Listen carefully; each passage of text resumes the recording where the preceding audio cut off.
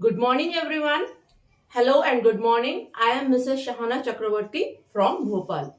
So, today's topic which we are going to take up is cell. It is a chapter from science in biology. Okay. Now, basically from your lower classes, you have been learning what is the difference between living as well as non-living organisms. So what you have learned, living organisms can grow, living organisms can move, living organisms can reproduce. So all these things you have been basically learning from your primary classes in your EVS. But now you have to understand why we are calling the living organisms as living and non-living as non-living. Okay? Now, so the living organisms are considered to be living because they are composed of a fundamental unit of life. Okay? The basic structural and fundamental unit of life is known as cell. So the cell is the fundamental, basic and structural unit of life. Okay. So why are we calling it as basic, structural and fundamental unit of life? Now, if you, for example, if wind is blowing, a piece of paper is also moving. And we are saying living things can move. And when matter deposits on rocks or solid particles, after a few years, you can see an increase in the size. But we cannot say that they are living organisms and they are growing or they are moving.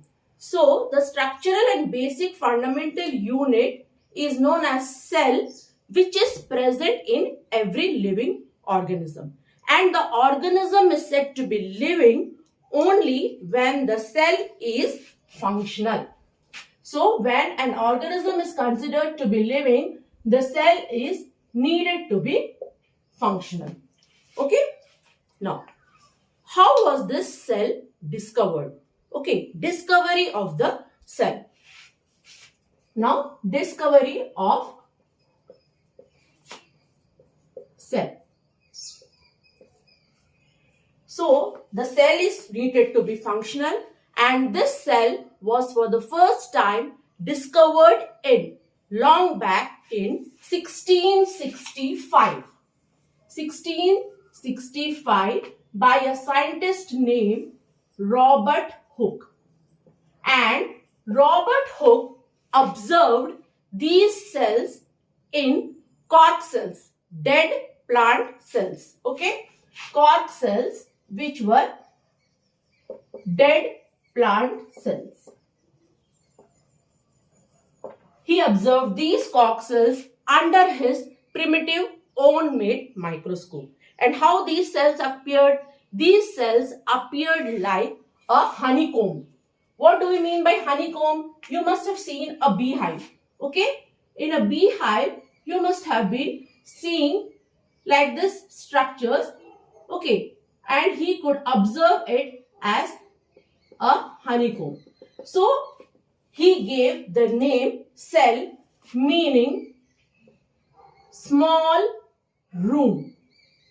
Okay?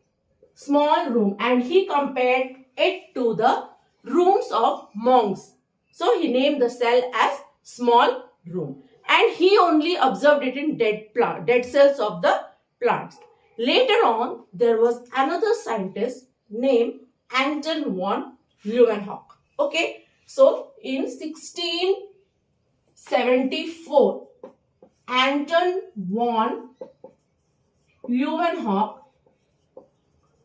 what he did? He observed live cells. Okay.